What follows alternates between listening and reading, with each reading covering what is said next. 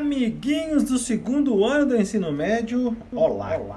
Eu vou corrigir com vocês então a hora de estudo que eu deixei na última videoaula e vou fazer algum comentário, vou tentar não me delongar muito, tá? Vou parar nas questões que eu acho que são mais importantes para vocês compreenderem essa questão do romantismo em Portugal. Por exemplo, as questões de 1 a 4, que trata desse poema aqui do João de Deus, né? Elas é um poema em forma de fábula, né? Um poema que conta a história de duas mulas, duas bestas, né? A besta, vocês me corrijam se eu estiver errado, é a fêmea do burro, tá? Duas carregadas, uma besta do rei, a outra a besta de um moleiro, né? De um dono de moinho, uma carregada de ouro, de moedas, né? A outra carregada de cevada, né? Para virar farinha, enfim. Então, essas são questões assim que não estão diretamente ligadas à questão do romantismo propriamente dito. E o gabarito dessas questões eu vou passar para vocês agora. Segue aí, ó. A número 1 é a letra E, a número 2 é a letra C, a número 3 é a letra E e a número 4 é a letra A. Tudo bem? Então, só para não deixar sem resposta, correto? Mas essa não é uma questão que eu quero especificar com vocês, não. A questão 5 também é uma questão muito tranquila, né? Porque ela é uma questão numa prova de vestibular da Unifesp, e essa questão, ela não era uma questão exatamente sobre romantismo, é sobre gêneros literários como um todo, né? Como estilos de época como um todo. E, obviamente, que a resposta dela é a letra C, uma vez que é o objeto do estudo dessa unidade. Mas vale a leitura do poema do Almeida Garrett, que é um poema, um autor de primeira geração. É um poema lírico amoroso, Seus Olhos. Então é um poema tipicamente lírico amoroso do romantismo, sofrimento amoroso, um amor meio idealizado, provavelmente não correspondido, né? Platônico ali no campo das ideias. Tá? Então a resposta da número 5 é a letra C. Tá bom? Romantismo, no qual se identifica a idealização da mulher. Número 6, que vai comparar o poema do romântico português Guilherme Braga com a marchinha de carnaval do Wilson Batista e do Roberto Martins, né? O poema Em Dezembro, e o Pedreiro Valdemar, né? Essas são também. Aí essas questões discursivas, né, gente, elas têm uma possibilidade maior, né, de respostas corretas, assim, não tem uma resposta específica. Eu vou dar para vocês as linhas gerais dessa resposta, né? No poema do Guilherme Braga, né, no Em Dezembro, né, é o trabalhador que encontra na família, né, a alegria que ele precisava para enfrentar as dificuldades ali dos seus ofícios, né? Mas ele sofre um acidente, né, que faz com que ele comece a passar algumas dificuldades. Do Pedreiro Valdemar, que é uma marchinha de carnaval, né, a vida dele, diferentemente do outro, né, é mais uma denúncia das condições de trabalho, da exploração da sua força de trabalho, do que propriamente como uma sucessão de tristezas, né? Então, é essa a diferença entre um e outro texto aqui da questão 6, tá bom? Na questão 7, as duas realidades, né? Os dois estados de consciência estão claros no texto: o estado de sonho, né? O estado da fantasia, e o estado desperto da realidade, né? Então, são os dois estados que a número 7 pergunta. Na número 8, quando ele diz eu sonhava, mas vivia, pede para você interpretar esse verso considerando a recusa da poesia romântica pelo racionalismo, que caracterizou, né, o período anterior, que é o arcadismo. Quando ele diz eu sonhava, mas vivia, é o eu lírico que prefere a fantasia, o sonho, o idílio, né, a fuga, do que a vida real, correto? Então seria essa a resposta da 8 aqui, mais ou menos nessas linhas. O eu lírico romântico, ele prefere sonhar, viver numa fantasia, viver numa realidade. Não numa realidade, né? viver numa fantasia, viver no mundo ideal, do que viver a vida que ele tem que viver, longe da mulher amada, enfim, sem que ele possa se transformar sem que ele possa realizar esse amor, tá bom? Vamos lá, 9 e 10. 9 e 10 vai tratar dois textos. Um do Alexandre Herculano, que eu citei para vocês na última aula, Eurico Presbítero, né? E o outro, o missionário do escritor brasileiro Inglês de Souza. O Inglês de Souza não é romântico, tá? Ele é um escritor naturalista, é um período seguinte ao romantismo no Brasil. Mas ambos passam, as coincidências aqui, tanto Eurico, né, quanto a personagem do missionário são celibatários, quer dizer, são sacerdotes católicos que, ao se dedicar a vida ao sacerdócio, né, em ser padres, eles têm que abrir mão das relações amorosas. Então é isso que a gente chama de voto do celibato, né? E isso contrasta com o amor, vamos dizer, carnal, o amor erótico que eles experimentam, né? A Ermengarda, aqui no caso do Eurico, a Clarinha, no caso lá do missionário do Inglês de Souza, tá certo? Então isso causa esse conflito em ambos, assim, né? De um lado, a vida religiosa, que exige deles o celibato, do outro, a vida da natureza humana, que é se atrair, né, pelo outro. Então, na número 9, pergunta o que há de comum nas reações dos dois religiosos ao viverem tais sentimentos. Esse sofrimento trazido, né, por esse conflito entre a vida religiosa e o amor carnal. Explica as razões pelas quais, no quinto parágrafo do texto de Herculano, o personagem se refere a dois templos. Um templo é o templo do coração, em que ele devota a adoração da amada, que é a Ermengarda, e o outro templo é a igreja, né, em que ele devota a Deus, né? Seriam esses dois templos aí da questão 9b do Herculano, tá bom?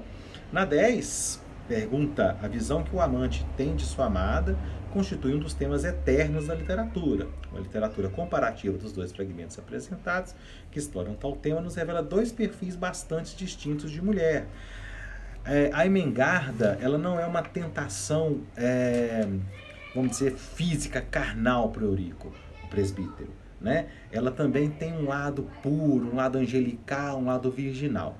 Já a Clarinha do missionário, ela é a mulher que tenta, fisicamente atraente, né? Ele não faz nenhuma justificativa aqui em relação à pureza da Clarinha, nem nada disso não. Ele fala dos lábios, né? Ele fala do corpo, então é uma questão mais física em relação a isso. E aí, respondendo a B, a diferença em base nos estilos de época é que o romantismo, ele tem um caráter meio religioso, né? A religiosidade é uma característica romântica. O naturalismo, que é o estilo do missionário, ele é anticlerical. Então o romantismo, ele quer reafirmar essa vocação celibatária do Eurico. Já no naturalismo, não tem essa necessidade, porque a visão deles é anticlero, né? É de crítica a esses valores da igreja, por isso que a Clarinha é pura tentação para o missionário, tá bom? Questão número 11, super fácil. O drama histórico, que conta que retoma um episódio ali das origens portuguesas, se chama Frei Luís de Souza e é do Almeida Garrett. Eu falei para vocês naquela videoaula sobre o romantismo português. Na 12, o autor dedicado ao historicismo medieval português é o Alexandre Herculano, letra A, né? Eu quero falar aqui do Amor de Perdição, do Camilo Castelo Branco, né, que é um dos textos mais famosos do romantismo português, tá bom? E eu vou direto para as respostas, tá? É um trechinho, né, do inicinho ali do romance, em que ele conta da paixão do Simão com a Teresa. E vamos direto para as questões. Na 14 está correta a alternativa B, né, de bola. No contexto, a crítica a poetas e prosadores funciona como estratégia para o narrador obter credibilidade dos leitores, né? Na 15, a resposta A, né, na analogia presente no segundo parágrafo, corresponde a um argumento do narrador para provar a afirmação: enganam-se ambos, certo? Na 16, letra C. O amor de Simão e Teresa quebra a expectativa do narrador com relação a namoros de juventude, porque ele diz que a paixão adolescente, que ele falou, o amor dos 15 anos, ele é fugaz, ele não tem duração, a menina acha que vai ser para sempre, mas ele... E aí ele fala que não. Né? Lá, no trecho ele fala, Teresa de Albuquerque devia ser, porventura, uma exceção no seu amor. Esse vai ser um amor para a vida toda, né? Que vai terminar tragicamente. Na 17... apresenta ponto de vista irônico sobre a aventura amorosa, é o trechinho da letra C, do que é o poema do Álvaro de Azevedo. Veja bem, diz lá, e o eco ao longe murmurou, é ela, e a vi, minha fada aérea e pura. Até aqui, super romântico. E aí vem a ironia, a minha lavadeira na janela. Né? No 18, a alternativa incorreta sobre amor de perdição é dizer que ele termina de forma feliz, né? Letra A. Os fatos se encadeiam até atingir o final feliz. Não é nada feliz, tá? Teresa morre no convento, o Simão morre indo para o degredo, Mariana se suicida quando lançam o corpo do Simão ao mar. Só tragédia no final do amor de perdição, tá bom? No 19 fala sobre uma terceira geração da literatura romântica. Isso é um pouco controverso na crítica, porque muitos críticos dividem o romantismo português em apenas duas gerações. A primeira geração nacionalista, historicista, medievalista, e a segunda geração ultrarromântica. Então a terceira geração seria a terceira mais próxima do realismo, portanto a resposta 19 é a resposta da letra E, né? Apresenta elementos que anunciam o realismo, período literário posterior ao romantismo. Tá bom?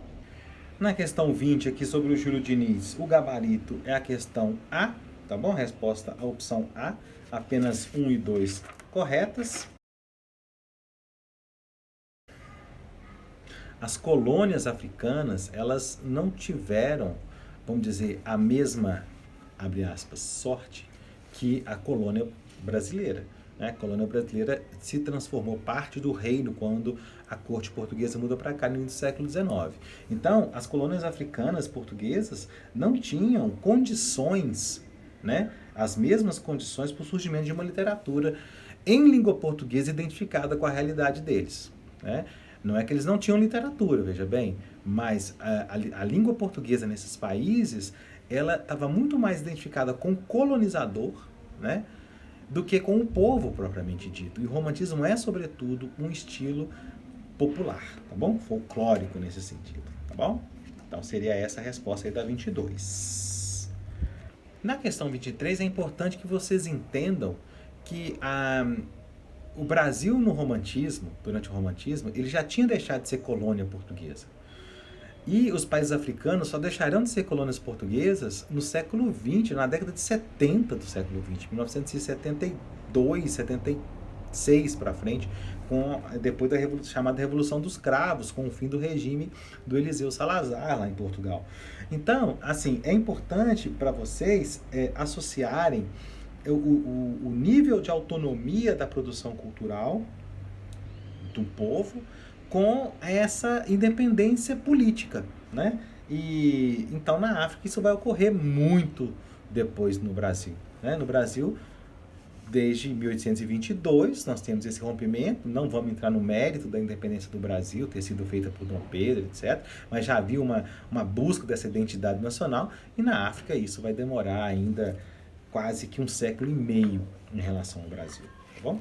Questão 24, letra A. A resposta sobre Viagens da Minha Terra aqui do Almeida Garrett, tá bom? Não vou me delongar também sobre essa questão, né?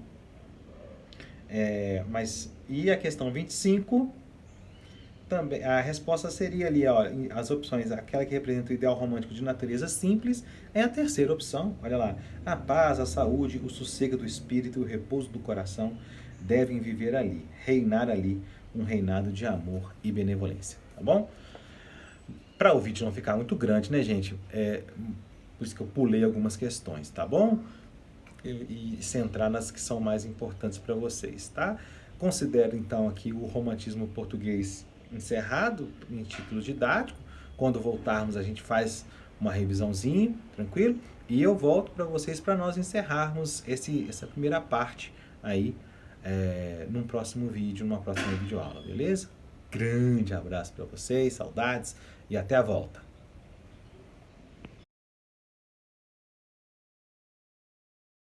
Então,